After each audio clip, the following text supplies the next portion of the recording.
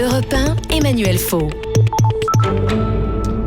Faut-il faire reconnaître le burn-out comme une maladie professionnelle ? C'est ce que souhaite le député socialiste Benoît Hamon, qui a déposé un amendement en ce sens dans le cadre du projet de loi sur le dialogue social. La discussion a commencé cet après-midi à l'Assemblée. Le gouvernement, lui, ne va pas aussi loin. Il propose de faire reconnaître le burn-out comme pathologie psychique. Alors, on va revenir sur tout ça avec vous, Philippe Zavieja. Bonsoir. Bonsoir. Vous êtes chercheur associé au Centre de recherche sur les risques et les crises à l'École des Mines. Et vous avez publié un que sais-je sur le burn-out. Alors peut-être on va essayer d'abord de se mettre d'accord sur une définition. Si je vous dis syndrome d'épuisement psychique par le travail, ça vous convient ? Ça peut, c'est assez imprécis. Il y a une définition classique, usuelle, reconnue par la communauté scientifique du burn-out, avec 3 pôles de symptômes, j'ai envie de dire, qui doivent être là simultanément, j'insiste sur la simultanéité, l'épuisement psychique et émotionnel que vous citiez à l'instant, mais 2 autres en plus. La perte du sentiment d'accomplissement personnel, on ne s'éclate plus au travail, voire on s'ennuie au travail. Et 3e élément, la déshumanisation de la relation aux usagers, aux patients, aux clients, aux élèves, aux étudiants. Une forme de fermeture, aux collègues, forme de fermeture aux une autres. Forme de cynisme, une forme de réification d'autrui. Alors on estime qu'un salarié sur 10 environ est concerné en France. Vous validez ce pourcentage ? Non, l'étude que vous avez probablement en tête n'est pas validée scientifiquement, elle n'a pas été publiée scientifiquement dans des revues qui sont validées par la communauté internationale.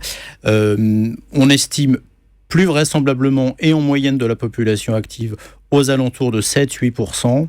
Il y a évidemment des pointes dans des métiers qui sont plus à risque. Classiquement, on cite les soignants, les enseignants, etc.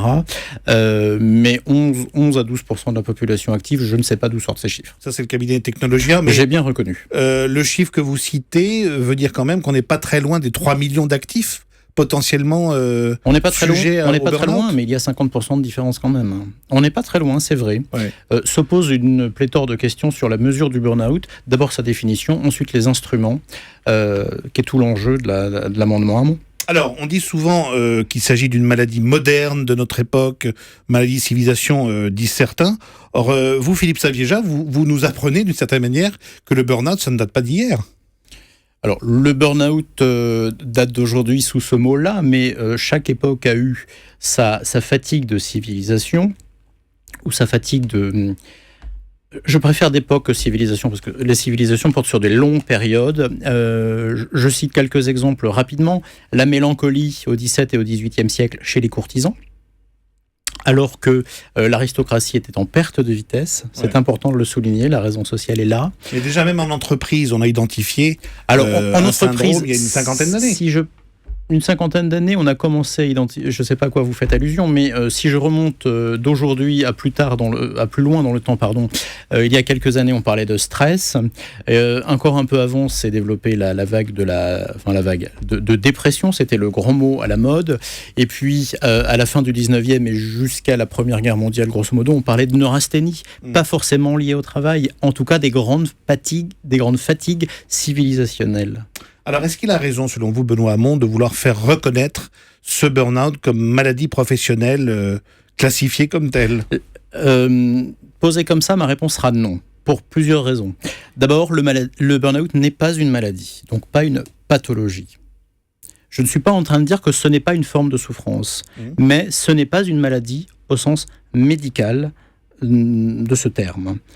On ne connaît pas exactement là où les causes, on a un faisceau de présomption sur les causes qui ne sont jamais spécifiques au burn-out, c'est-à-dire qu'elles peuvent générer d'autres symptômes. On n'a pas, deuxièmement, d'évolution classique, clinique, un tableau clinique, comme on dit en médecine, qui soit toujours le même, avec la même progression d'un individu à un autre, et même pas toujours le même chez le même individu, selon la période de sa vie. Et enfin, petit argument, on n'a évidemment pas de thérapeutique qui lui soit spécifique. Mais vous comprenez bien ce qu'on veut mettre derrière ce mot maladie. Il y a évidemment l'idée éventuellement d'une prise en charge de sécurité sociale, de frais qui pourraient être apportés par l'employeur ou par une prise en charge publique. Il y a l'idée de la dénominer et de la nommer maladie pour qu'il y ait effectivement derrière éventuellement des recours et des remboursements possibles.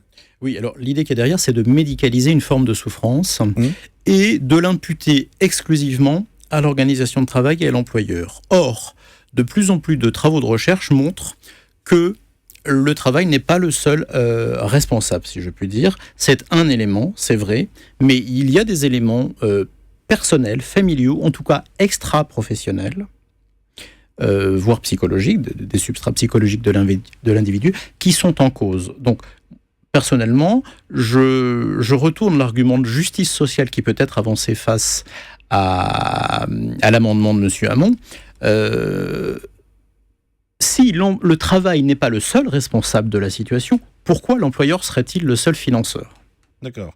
Est-ce que vous craignez derrière aussi cette idée éventuellement d'une reconnaissance comme maladie professionnelle, qu'il y ait un abus, je dirais, du label et du syndrome, de la revendication de ce syndrome, qui banaliserait un petit peu ce mal ? Alors, il est probable, sans parler d'abus, et cette souffrance par les salariés ? Il y aura un effet d'aubaine, c'est sûr. Comme à chaque fois qu'une maladie nouvelle est institutionnalisée, parce que c'est ça dont on parle, c'est d'inscrire dans le marbre de la loi quelque chose qu'on aura érigé au rang de maladie, c'est sûr qu'il y aura un effet d'aubaine, ne serait-ce que parce qu'il faut bien reconnaître matériellement la souffrance des gens, et que la reconnaissance comme maladie professionnelle va générer des avantages financiers, en tout cas un dédommagement, si je puis dire, financier, d'où cet effet d'aubaine. Et puis, le simple fait que cette étiquette-là soit disponible me permettra de plus volontiers m'y glisser.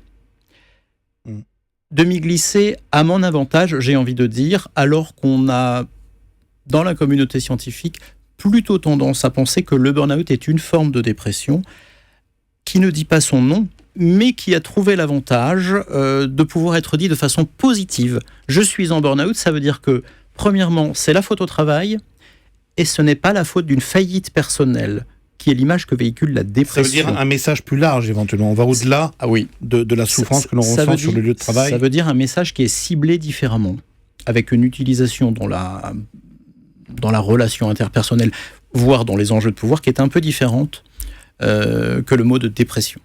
Merci beaucoup Philippe Xavier-Jard. Merci à vous. Et je rappelle donc que vous avez publié un Que sais-je sur le burn-out, c'est bien sûr aux Presses universitaires de France. Merci. Emmanuel Faud,